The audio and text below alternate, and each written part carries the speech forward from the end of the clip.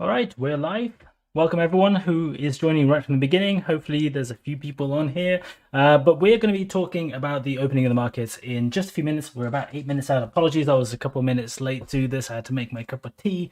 I've just literally finished a video just before this, which is going to come out straight after this live stream. So I was running out of time. But we've had a few interesting things happen over the last few days, and today, again, just like every Monday, I just want to have a look at what's going to be happening in the markets, where are we at, what is going to be happening with some of the tech stocks. Tech stocks have been selling off absolutely massively. First, correct, yes.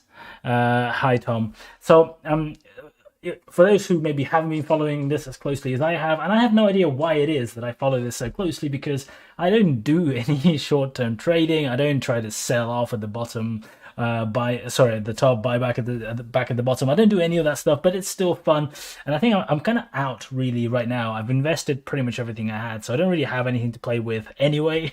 I've been finding bits and bobs over time. I don't have any more right now. I actually have some free shares that I'm waiting for the money to come in from that I'm planning to invest later this week, but nothing today.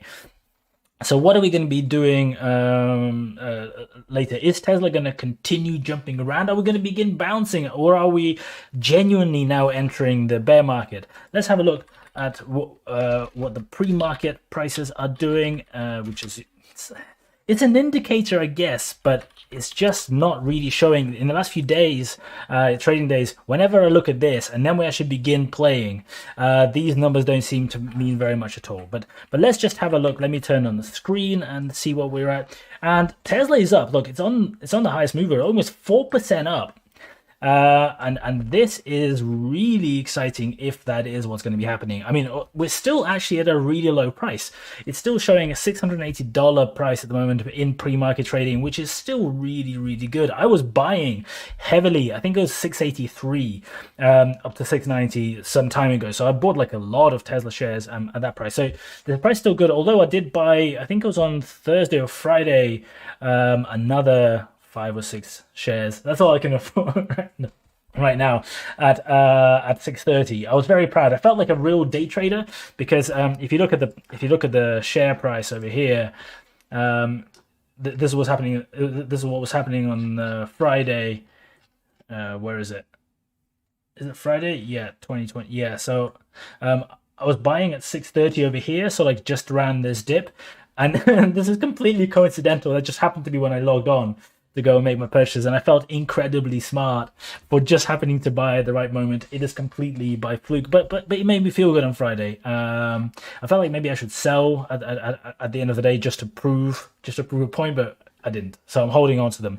So it'll be interesting to see what happens with that. If you haven't heard, over the weekend a bunch of news was breaking, starting sort of very early in the weekend when the target price for Tesla was updated by Cathie Wood and ARK, and they are now, what are they, the biggest actively managed tech fund? Are they the biggest actively managed? I don't know.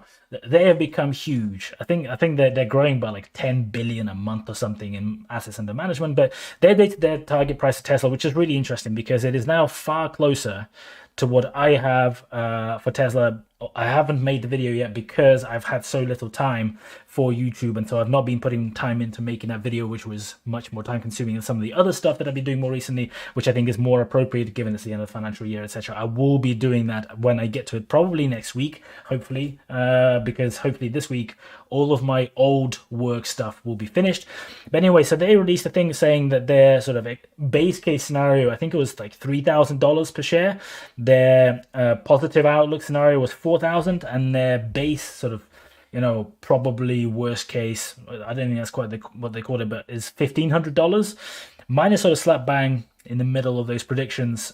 So I'm pretty happy with that because it finally sounds like somebody agrees, because I felt mine was about twice what the previous estimates were. So I'm pretty happy, and the beauty of it is, the really interesting thing is, in the valuations they were putting together, they didn't really take into account some really big long-term things that Tesla is working on. Like, for example, they didn't take into account anything about their energy business in making the valuation, which I thought was quite interesting, given that I am extremely optimistic about what that business is going to be doing. Maybe even more so in some ways, not in absolute numbers ways, but maybe even more so than on the car business. So that's pretty exciting because that maybe is what's sending the numbers up, because people are beginning to realize that actually all this sort of, 10-year treasury bonds and all this kind of stuff, it doesn't really matter. It doesn't really do anything. It doesn't affect anything in the long run in terms of whether Tesla will be a successful company, whether they're going to be selling a load of cars, all of those kind of metrics. So that'll be really interesting. Like, is this going to continue pushing the price up? I kind of wish I was in a position where I was going to be able to buy some more, but I'm also happy that I'm not, because I'm kind of feel like I've already fired everything, and now I'm just here to watch what happens as a genuine long-term investor, like I keep talking about being. Let me grab a drink of tea.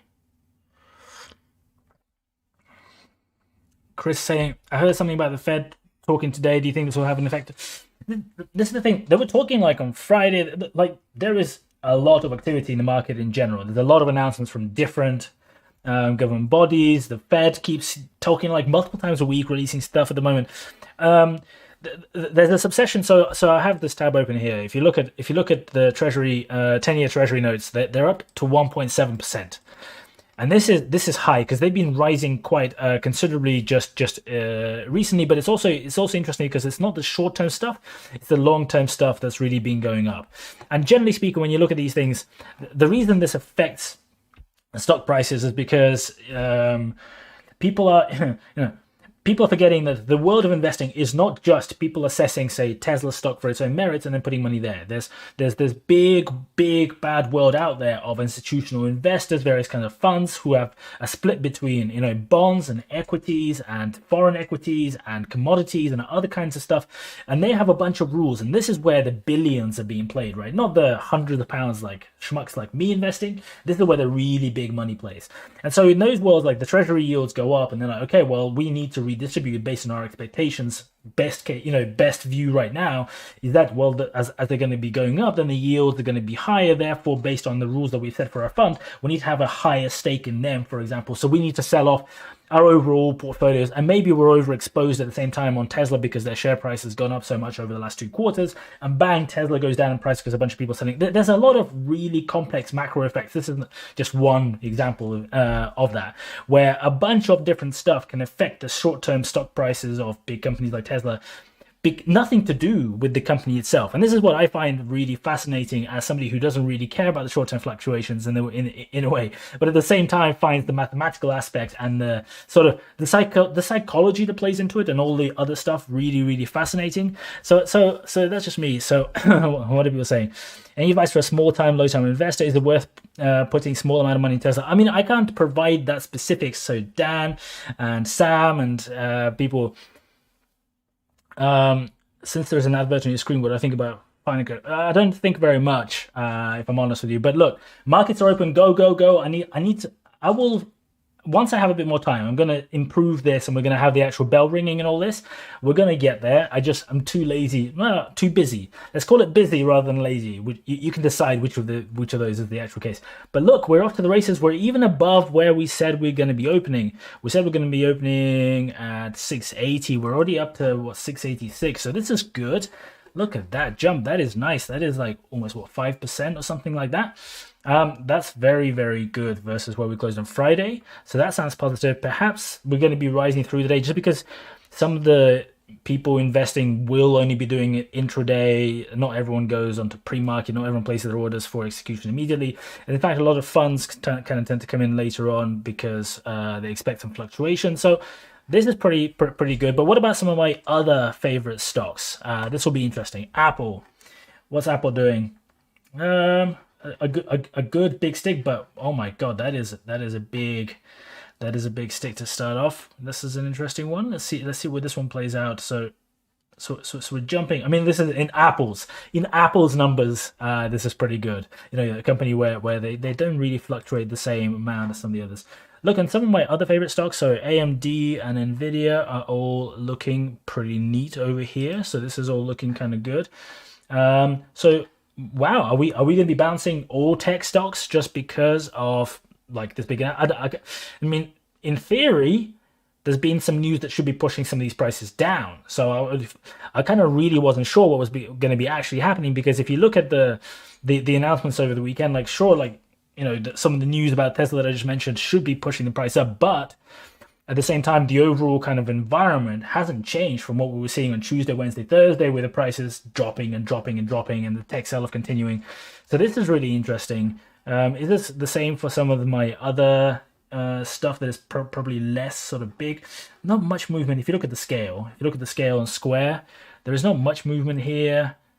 Etsy's up, but Etsy's showing. Look, Etsy's showing a really weird pattern over here. What are they doing? Opened high pre-market, but sort of trying to decide which way they're going to be going. A good 1-2% play over here.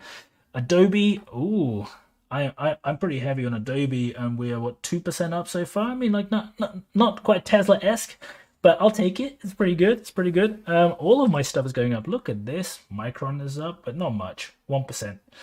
I'll take it. I'll take it. What else we got? A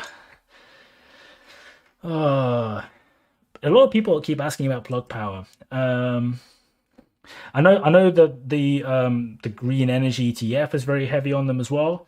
I personally don't really have any of them at the moment, just because I think they might be over invested at the top end in a small number of stocks. Not really sure what the benefit of investing in the ETF is, given that, because they do cost a bit of money. TSMC, yeah, unfortunately, I'm in my ISA account right now. Actually, let me switch. 1 second. Let me switch so we can have a bit more of a play. I'm going to switch to my invest account. And then we're going to have a look. You can see this is my invest account. You can see a very broad, diversified portfolio over here. Do not do, children, what this idiot on the internet is doing. I had I had a bit of extra money, and this is where it went on Tesla. I maxed my ISA, so a little bit of extra money went into this. But let's have a look at what's happening with TSMC. I even pronounced it wrong. Jeez,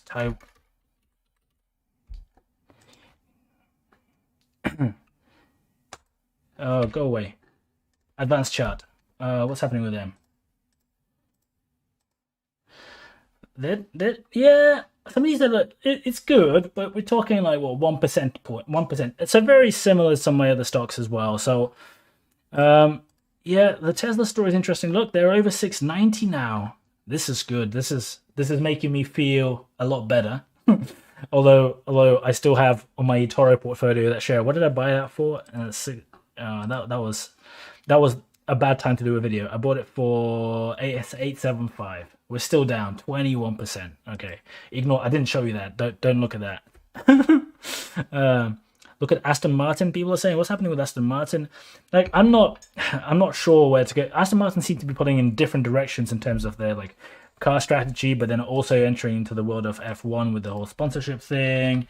Well, naming of the racing team. I'm just not sure if they know what's going on. My computer's decided to freeze, or is it the app? Oh, let me just switch to camera, and I'm going to sort this out.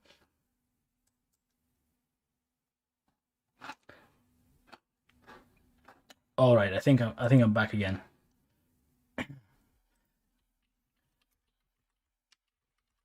Let's have a look at what's happening with Aston Martin. I apologize if I had a bit of a slow. Something weird happened. Everything kind of froze for a second there. Apologies if you had a bit of a slowdown as well. What do I think a fair valuation of Tesla would be? I think 692 is low for them for the next 5 years. Yeah, so my personal opinion is that it is way, way low. But that's just my personal view, and you shouldn't listen to schmucks on the internet. My personal valuation is several times what it is right now, and it looks like now the first time I've seen a big fund come out with a valuation that is very similar to what I have, although mine is probably more pessimistic than what ARK came out with, because I also have a big energy play for the next 10 years, and I do it in a slightly different way that I'm going to come to in a sec. So I'm pretty positive and pretty upbeat about what is happening with Tesla. But what's happening with Aston Martin? I'm not seeing anything really happening with Aston Martin. Why are people so excited about Aston Martin? Not much. I mean, it's a relative rise through the day. I mean, obviously, but I don't know. There's not much. I'm gonna just focus on things that I particularly like looking at, so that we can. Oh man, what is going on? today is not my lucky day for playing with trading 212.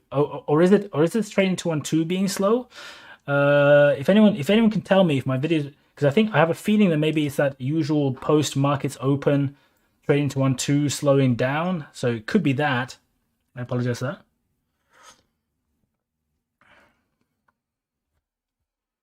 that. Paul Hayes asking. I watched a video on general investment structure and was wondering about how you research the stocks that you're going to invest in and if you have a video about that already. I don't have much detail. I've made one video about why I don't use the traditional like quick back of the envelope DCF models for my big investments. Just some of the weaknesses. I think it's a good starting position for just making a quick valuation on the company. And you'll probably notice if you watch YouTube videos about company valuations, I mean, if you watch the small proportion of them that actually do evaluation rather than just tell you that something's going to the moon or some other BS like that. If you watch some of the like more regular, normal videos, they will go and do one of those evaluations, and you'll notice exactly how those work. But I do it slightly differently, and I'm gonna do some videos. I promised them like last week or the week before, whenever it was. But the last 2 weeks, you'll notice I've been producing far less YouTube content as well because I've been so busy with some completely irrelevant non-YouTube stuff that it is a hangover from what I was doing before I started on YouTube. So we're going to be hoping to do a bit more on that. So Spectre is asking, hi Sasha, just watched your latest video on investing in the S&P 500. Wondered if you would consider addressing the motivations of your platforms you suggest, Trading 212 and FREETRADE. FSCS is only up to 85,000. Yeah, so a couple of different points there. So my motivations behind the platforms are that they are for small-time investors. In my personal opinion, the best options there out there because one, they offer the best value in terms of the actual price of being able to invest with relatively low amounts of money. And that's a big factor. And the second factor is they allow you fractional share investing and a bunch of other benefits, and they allow you to invest in different markets. Like for example, some of the new apps only allow you to invest in the US market, and others like have other limitations. So I think on the balance, for people who have relatively low amounts of money, the fact that you can invest for very, very cheap, or in some cases for free, depending on what you're investing in, but also be able to invest relatively small amounts. That's why I really like those platforms. Plus eToro for the same reason. Those are the three that I use and that I talk about, and that I really like. Some of the others, I just think that they're proportionately more expensive, but actually have worse features and worse qualities, which is why I personally don't use them. And the really big platforms, I think they're great once you build your portfolio up. For example, like I think after about say £20,000, if you have a single portfolio of 20,000 and you want to move into a broker, things like interactive brokers actually begin being kind of good in a way because some of them have fixed pricing, right? So if you have fixed trade prices and fixed some other things, then sometimes some of these other platforms can be good value, although not all of them. So for example, like if you look at Hargreaves Lansdown or some of the others, they do have those fixed fees, but even if you have huge investment size, the problem they have is some of the other fees are still proportionate. For example, they have like 1 to 1.5%, these big platforms, foreign exchange fees. However, they do allow you to have in some of them multi-currency, but again, when you load, so like I think they just need a bit of time to go and fix themselves because I don't see them lasting. I think they're going to be losing market share rapidly over the coming months because even though these new platforms suck in many ways, and they, I've made enough videos about how much some of them suck, right? You know my views on this if you've seen any of them. Their value is just so much better.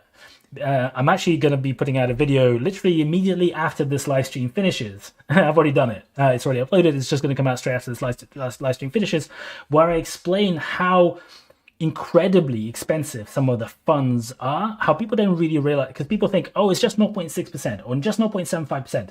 And I explain that in real terms, it is actually like a very, very large proportion of your returns you're going to be paying, because I think some people don't really think about it in those terms. But anyway,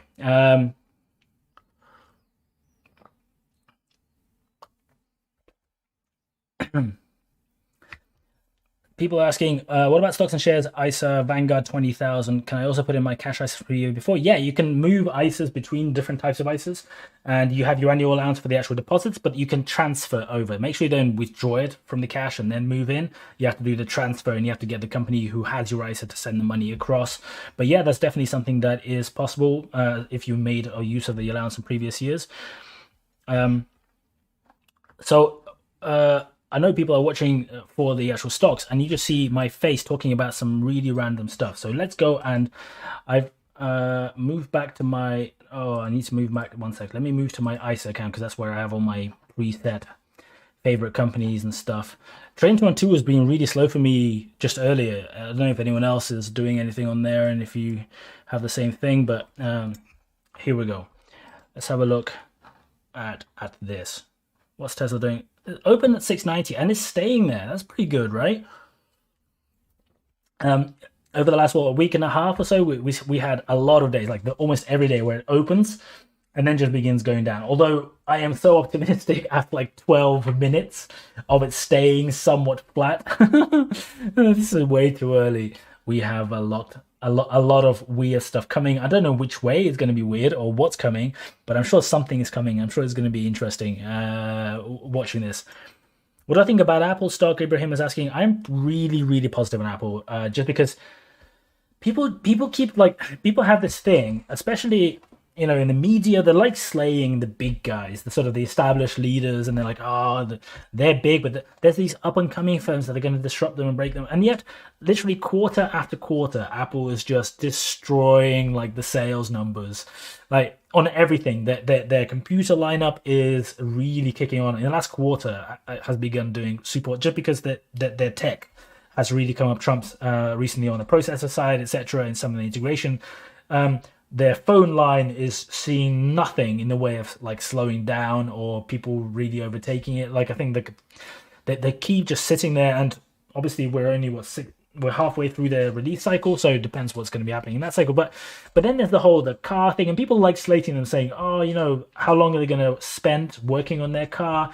Are they going to have like self-driving? Are the other people going to beat them? But this is a super high-tech company that like has the resources. They have more resources than pretty much anyone really out there to go and invest in doing it right. And the thing with Apple, generally speaking, this is sort of a company that, unlike many others, they don't like releasing sort of a half-baked thing and then improving it over time. They want to make sure when they put out a product that it is really gonna take people's imaginations and really gonna go and deliver. And so I'm really bullish, because I'm happy for them to take a bit more time with some of these new innovative lines they're working on. And if it takes like 2 or 3 years more, I still think they can come in higher than some of the traditional automakers, because of how they build these products and how much attention they pay to the small details and some of the innovation that they've previously done over like a long time. So I'm pretty bullish on them. That's why I've got I'm invested in them, as a full disclosure. But look what's happening. Tesla is beginning to drop. Just as I said that we're all good, we're all flat. We're another $5 down, almost like 1% down from when I was talking about before somebody asked about Apple. So maybe we're going to be climbing back down. Maybe that is what's happening. Maybe it's another one of those days where we're just going to be going down to 630, down to 620. Probably based on some of the recent data, based on what we've been seeing in the markets, we're probably going to be seeing like a big rebound as it gets towards the low 600s, just because there is so much money ready to go back into Tesla if it drops down to that range. But we shall see. Apple is really down. Really down versus what? It's 121. I was making videos like a week ago, 2 weeks ago. It was a 121. It jumped up to 123 for a short period. This is all tiny fluctuations in the short term anyway. They're doing the same thing as Tesla. Look, open high, then slight sell off after about 10 minutes. She's saying Vanguard has low fees and Fidelity has even lower fees. I'm not sure if there's like a conversation going on there. Trust Vanguard, yeah. So people have this like thing with trust, etc. I personally am a lot more relaxed about it, just because I have an understanding of how funds and how assets are managed by these companies, and what the legal requirements are, and what the regulation on it is, and how these companies, even if you're investing with a company that you personally maybe don't trust very much, your money is held with big banks. So for example, with Train 212 that people have been mentioning in a few of the comments, your money is held with Barclays, and I think a small proportion maybe with NatWest as well. But the shares are held with Interactive Brokers, the biggest brokerage out there, right?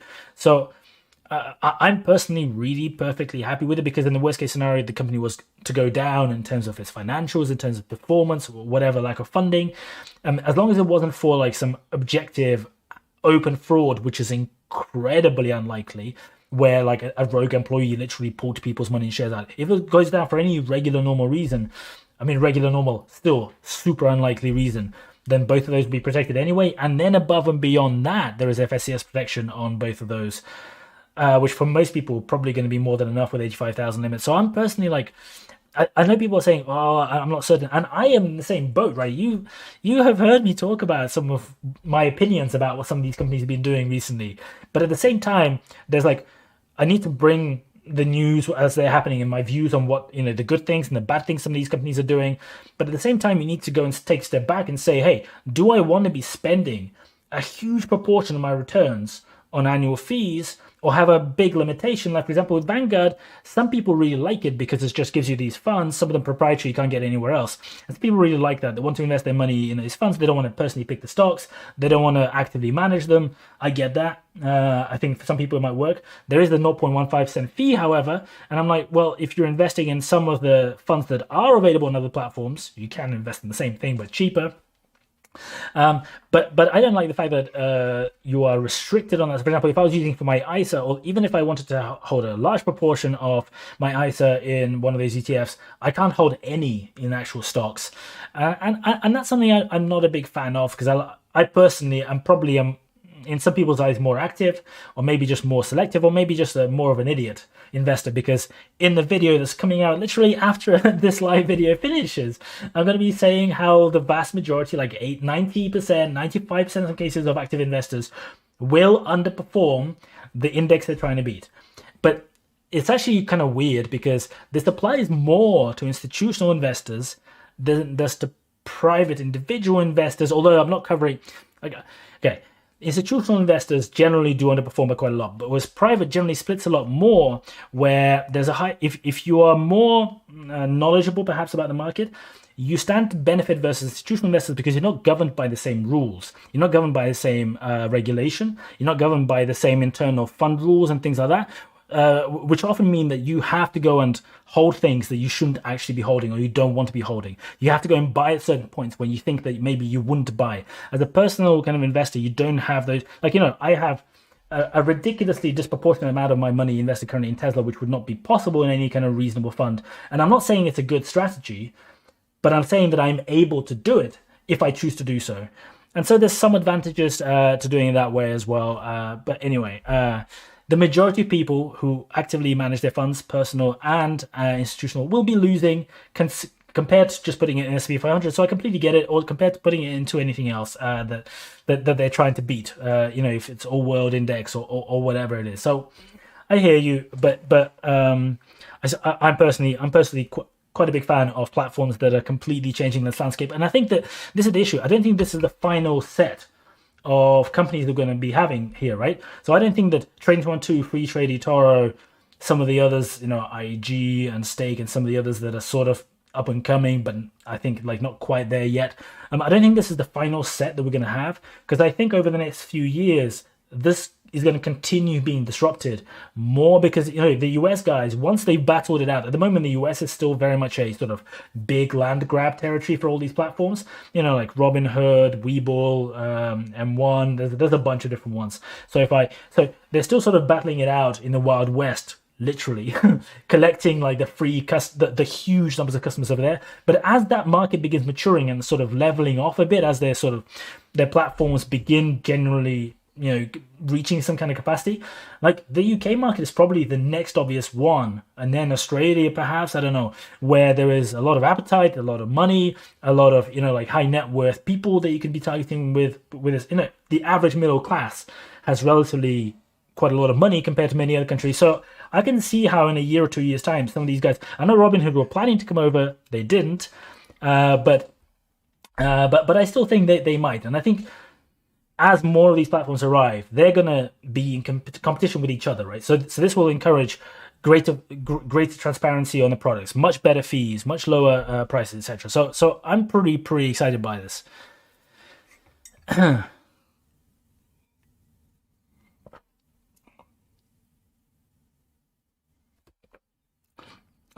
Maria's asking a question that I hear asked a lot. So she's saying, I have some cash left to invest in my Vanguard stock and share my Vanguard stocks and shares ISA. I want to open a new stocks and shares ISA in the new financial year. Will I be able to pay into my new ISA and still invest in my old with the money I have left? Yeah. So the restrictions are specifically just for putting money from your bank into the ISA account. So making a deposit. Once you made a deposit, you can do whatever you want with it afterwards. So you can go and open a new one and continue managing your old one and like selling stocks, rebuying stocks. As long as you don't deposit any more money into it, that's the restriction. That's the thing that's capped. So you can choose to do whatever you want. Obviously, with Vanguard, you can't buy and sell stocks, funds, but you get what I mean. Yeah, Nom saying feature and trading 2 is fantastic. It's actually interesting. I didn't really notice any public announcement, but I just read on the forum yesterday, and I'm like, I think I'm a week late or 10 days late. They've just introduced a new feature of the pies where you can now link them, which is really interesting. It kind of makes them a little bit more like the copy trader feature in eToro. I haven't tried it out yet. I haven't gone and spent any time looking at it yet, but I think that might be interesting, and I probably need to make a video about it at some point. But I just haven't had the time to look at it. But that's quite exciting. If they've executed it well, I think that can be really interesting. So we shall find out about that. Pat Pong is asking, Vanguard Lifestyle 100% or S&P 500 £20,000 ISA or 10,000 in both? It's up to you. I mean, like, I personally am not a big fan of the lifestyle funds because I can see the benefit in them maybe as you're approaching retirement, where you sort of want to pull money out of volatile things because you want to be certain that a crash is not going to happen just before you need to go and cash out. And this is the same for any, if you're buying a house, putting all your money in the stock market is also not a good idea for the same reason, because the likelihood is you're putting, the vast majority of your investments are going to be used for that house purchase. And therefore, if, say, the stock market crashes, then you might be in a position where you can't buy, which is a really massive problem, right? So it's like the sort of yes-no scenarios. I would say in those cases, I kind of get the lifestyle options, and you might be heavier on commodities or on other stuff, but I'm personally not a big fan. I am so far away from retirement personally that maybe skews my opinion on this. Maybe for some other people it makes a bit more sense, but especially says your mic keeps cutting out. Apologize for that. Let me have a look at it. If anyone else is having the same one, tell me. I didn't realize. Sorry. I think it might be something to do with my connection, but. Mike is fine, mate. Julian is saying, "All right, good." I did try to fix some settings just before going on this live stream. I think it's working okay actually, but so anyway, let's look back at some of the stocks and then go back to chatting about some of the stuff. So all my favorite stuff still seems to be doing this, like they flat after opening high, which is good. So like, look, we're up a good 1.5% over here. Tesla 687, like, look, climbing back up. This is good. This is much better than I thought. I honestly thought that we're going to be crashing. I mean, I think I even titled this thing. What did I title this? Stock market's going nuts. It could mean anything, right? I didn't think about it too long, but it looks positive so far. So I'm pretty happy with this. This is like a good green day for me personally. I'm guessing the S&P 500 is. Oh, look at this! Even the S&P 500. Although we're talking tiny amounts. We're like, oh yeah, okay. So S&P 500 is climbing, but not by the same amount as the tech stocks. So very good day to be a tech stock owner. In the long run, we're still down. I am aware. I'm still feeling the pain, but I think in the long run, I think if we give this like 3 to 6 months. I am very confident, especially this one. This is where most of my stuff is. So people saying, is an ISA with free trade worth it? It's £3. So Faye's asking, this is a good question that I think a lot of people probably are asking themselves, especially if you want to go and invest before the new financial year starts, because I have a feeling that Trading212 will not be opening new accounts, although I do not know. I have no idea. They haven't disclosed anything. I speak to them, but not enough for me to know this. I don't know if they're going to be opening new accounts anytime soon, but I suspect that they won't, because this new fee is coming in on the 3rd of April, and I'm guessing they're only going to open to new accounts after they've introduced this fee.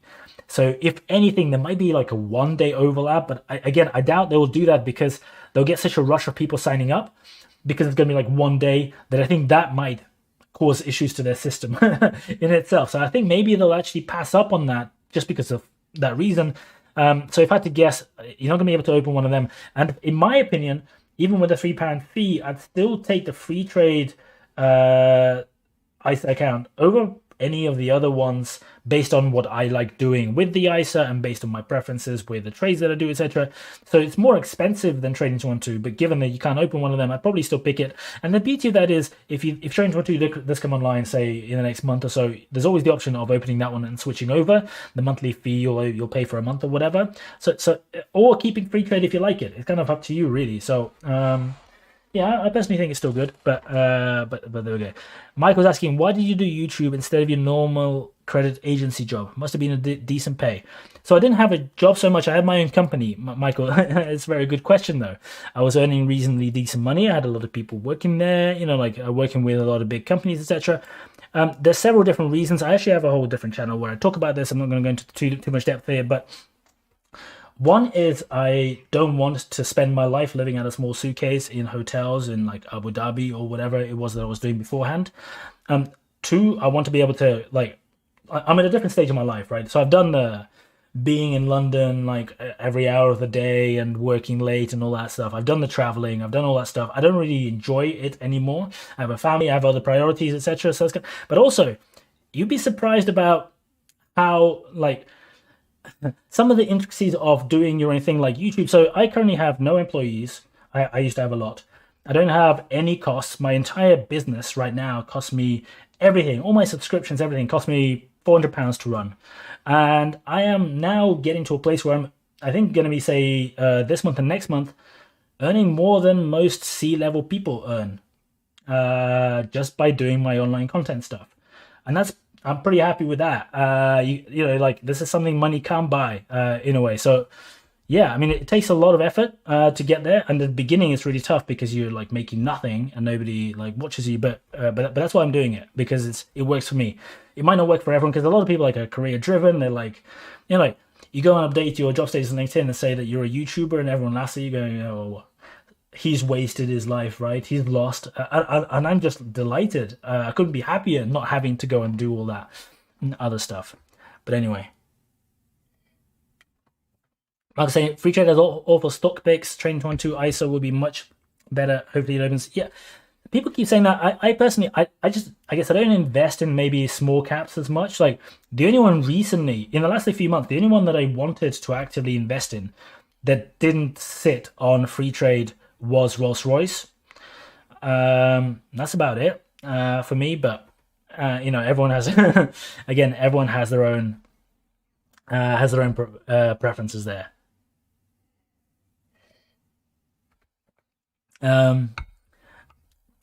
I don't trade, like, you know, I don't really invest in maybe some of the high risk stuff. I don't really invest in SPACs much. I've got some in Churchill at the moment because I think some of the news over the last couple of weeks about Lucid is quite interesting. So I'm kind of like dipping my toe in that, if you like. But I know I'm 98% of what I want to invest in I can get on FreeTrade. You know, eToro is much worse for stock picks from my perspective. That I also use, probably use more than FreeTrade for some reason. But anyway, because they're so international, they don't have like very good depth at all on UK companies. In fact, hardly any. And they generally have limitations in all the markets because they try to play everywhere. So it's kind of like 6 of one, half a dozen of the other. I'm happy to take the lack of options on a trading platform, but have, you know, like relatively speaking, but have a way cheaper trading platform at the same time. So it kind of really depends on what you want. But anyway.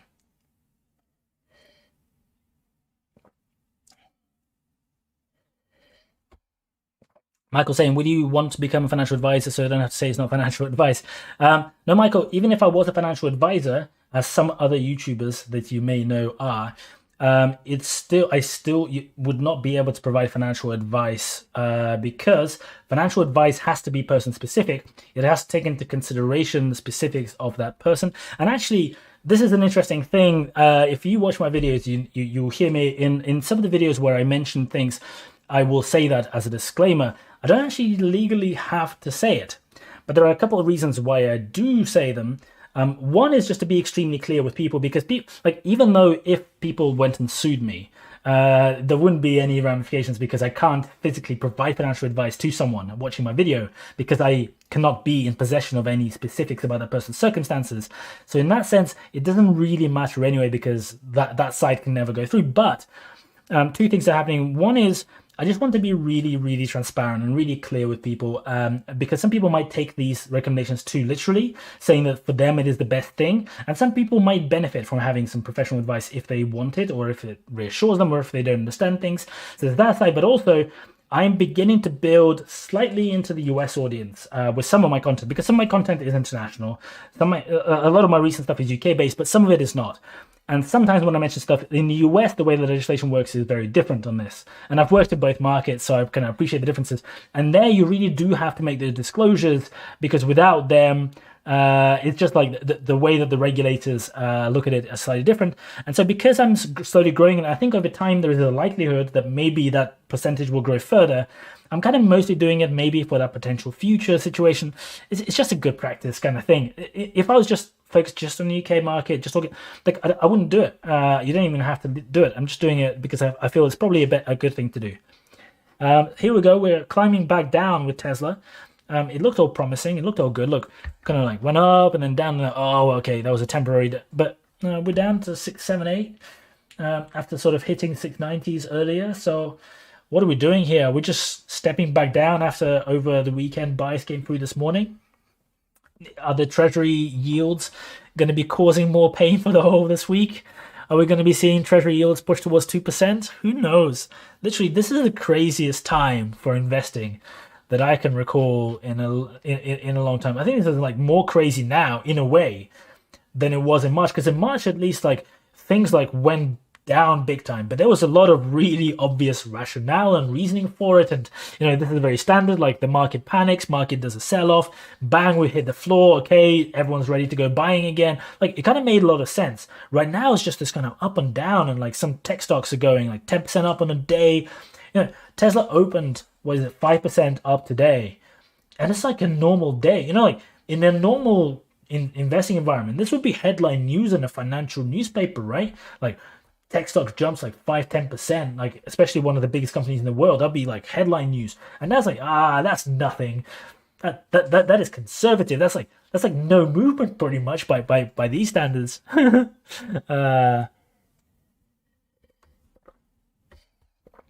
Somebody asking what happened. I don't know. I talked about at the beginning of the video as to what some of the news has been happening.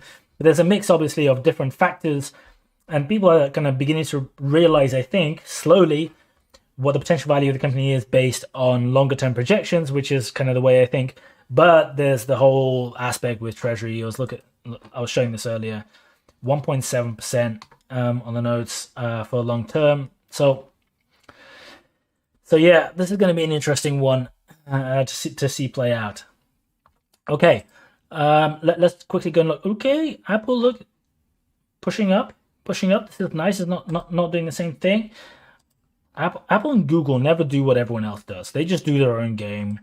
AMD, Nvidia doing opposite things. Okay, interesting. AMD dropping below 80 again. Oh man, I was so excited the first time they went below 80, and I was just buying, and now it's just like, oh, every day. It's like the sale when like the thing you really like. It used to cost £20 in the supermarket, and then they do a 2-for-1 sale, and you go, oh wow, I need to buy 5 of them so I can buy another 5 for free. And then you come back a week later and the price is just £10, and it's just now fixed £10 forever, and you don't know how to feel. You're like, I'm kind of happy, but I felt so good when I bought it at £10 the first time. That's how I feel about it anyway. Maybe because I'm an idiot. Who knows? Yeah, Adobe is performing well. 2% up, still sticking there. So we're quite good with that. Does anyone have any questions, guys? Because I'm going to be going off this in just a second. I've got something else I need to get to and a video I need to make. So if anyone's interested in finding anything out, make sure you ask. Kathy Wood looking Tesla being 3,000. Yeah, that's right. That's what I said earlier in this video. That's the base case, positive case 4,000, low case 1,500. The sort of the 3,000 is the closer number. I'm a bit lower than that in my valuation, but there we go. Harry has decided to give me some beer money to say that Bitcoin is more stable in the markets. Not stable in the market. I guess it's more stable than some of the tech stocks. I agree with that. I agree with you on that. And it is a funny thing that Bitcoin seems to be pretty much as stable as something like Tesla, one of the biggest companies in the world. So that is pretty amusing. That is quite entertaining. What time is the best to invest? What time is the best time to invest in the morning? There is no best time to invest. If there was, I would be an extremely rich man. There is no every day is different. Every situation is different. Every market trend is different. There isn't an answer to these kind of things. How do you dividend stock go that you bought in eToro? It hasn't gone yet. So the payment is at the beginning of April. So for anyone that hasn't seen this, I have this dividend stock that I bought here, ADP. I bought it just to check how much exactly they'd taken withholding tax. See, I bought exactly one share over here. And I'm testing to see, will I get 15% deducted or 30% that some people say gets deducted for UK customers. So that'll be an interesting one. It's due to be paid on the 1st of April, which means that the trading platform will probably pay me a week or two later. So I'm going to have to wait a little bit on that one. What's my notification saying? EasyJet fall 7.7%. Very exciting. Somebody's asking, would I ever borrow to invest in stocks and shares? The answer is yes and no. So I think like as your portfolio grows, it probably makes some sense to use a small amount of leverage potentially, but the terms that you're able to get at that level are completely different. I wouldn't personally borrow. I wouldn't go and like do a credit card or a loan or something like that and use that to invest, because the splits and the dynamics are going to be completely different to, you know, what you would be getting with a large portfolio, and the sort of rate you're going to be getting and the sort of like risks you're going to be personally carrying and a bunch of other stuff. So I'm personally not very interested in playing that game at all. But in terms of like being able to use leverage in the future, sure. I think for small portfolios, it doesn't make sense for several reasons. One is, while you're still carrying a small portfolio, you don't really, even if you've been investing, you know, reasonably frequently, stuff like that, you don't really get to see the like big swings, and you haven't really gone, you know, been burned by the fire, etc. So kind of that argument. But also, people typically with small portfolios will not have many other assets.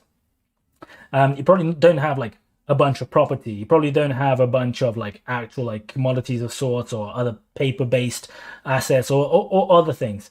And typically, you're still carrying like greater liabilities personally as well. Like, you know, you have a mortgage probably, and you have maybe some personal debt, like loans and stuff that you may be slowly repaying. I think at that stage, leveraging to go and invest is probably a bad idea, just because of the volatility of that risk and the knock-on impact it can have. So in terms of maths, you could argue, well, you can earn even more in the stock market if you go and do that.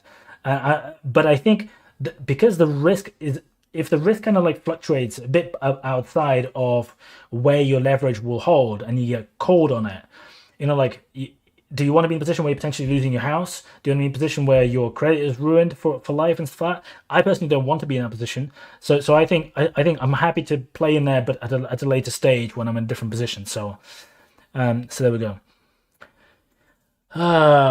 There's a lot of questions. I apologize. I'm not going to get to all the questions, guys, because I have to jump off in a few minutes. But let me just see if I can pick any ones quickly. What's your opinion on crypto market? Nikki's asking. I have a very small holding in Bitcoin on eToro. Like, what is it? $1,800. I pulled out this money here, so it was 2,000. I pulled out the 185 to do a test, but basically I have about $2,000 in crypto. I've talked about this in quite a lot of depth. I see much of pros in the long term. I also see huge fluctuation and lack of underlying value and lack of transactional value, lack of adoption, lack of utility at the moment, which I think it goes against where the price is at the moment, which means I think, in my opinion, that the price has a heavy amount of hyper expectation built into it, which generally is a bad reason because it's a precursor to very high volatility. So I don't want to be putting a huge amount. I know some young people are just going all in and then telling me I'm an idiot because their portfolio is growing 1,000,000% or whatever. Good for them. I don't play that game because like I have different goals and objectives with what I do in investing and different timescales over which I want to be winning in it. I'm not, like, just like it goes up, it can also go crashing down, which it has done and which it probably will do again. Nobody knows when, how much buy, etc. But anyway, Tesla dropping again. People are saying, yeah, it's sort of like just going to 680 at the moment. Obviously, we're only 40 minutes into the trading session, so it's hard to know what this is going to be doing. Is this going to be hovering around this 4 to 5% up or not? Stocks are usually bonds and shares as equities. What people get confused, but that's Michael. I'm not sure you're correct necessarily with the terminology, and different people have slightly different views on this. And also, if you look at the actual look, like they're pretty interchangeable. Stocks are the reason stocks exist as a word really rather than just shares, because some share-like assets that are not actual physical shares need a collective name, and people have been calling them, but in general speaking, you'd probably kind of argue if you were like trying to talk about the linguistics from my view. Maybe I'm completely wrong, but tell me if I am. Shares are sort of like a subset almost of stocks. So I agree that the "and" doesn't make much sense, but anyway, that's what people call them. Happy Monday. How much have I got invested total? This is a good question. I have a few different portfolios, and what do I have? Not much. Probably about 50, maybe, I don't know, something like that. I also have 52 shares. I was adding them up. I have about 52 shares of Tesla. Horrifically overexposed. Do not do what this idiot on YouTube does, guys. But 52, I feel good about that. That's like a decent number of shares. I mean, like not quite what you will see on other channels, but I'm pretty happy with it.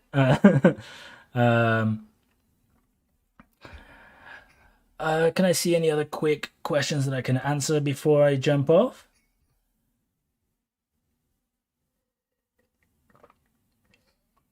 Very saying that Tesla crashed. Yeah, I bought quite a lot when it crashed, and I was buying at various different prices. Anything between like the 550 mark and 690 mark I was buying. So there we go. You got a good average price for Tesla? I don't know. What is my average price for Tesla? Why does it even say that? The problem is I have it in different portfolios. So on some I bought like at a very different. I'm on 620 on this one, but this is my ISA. This is my ISA. So I bought some really early on this and some of the dip. I'm probably averaging like 650 or something, maybe, just because a lot of it I was buying so recently that it's kind of completely skewed my average, because I had a very small investing portfolio until relatively recently when the crash happened, and then I began pulling money into it. So yeah, I'm pretty lucky with that. But anyway, somebody's asking what's a common mistake newbies make when investing, participating in the stock market. I have a whole video about it. Go and look it up. It's all about like beginner mistakes in investing. I can't remember what I called it. It was a few months ago, but look it up. You'll find it. It's pretty interesting. Anyway, thank you very much for watching, guys. I'm going to have to jump off so I can make some more videos, actual videos with actual content. Thank you so much for watching as always. I really appreciate it, and I'll see you guys later. Next video coming out in 15 minutes. So make sure you check that out if you're interested in why funds are really, really overpriced.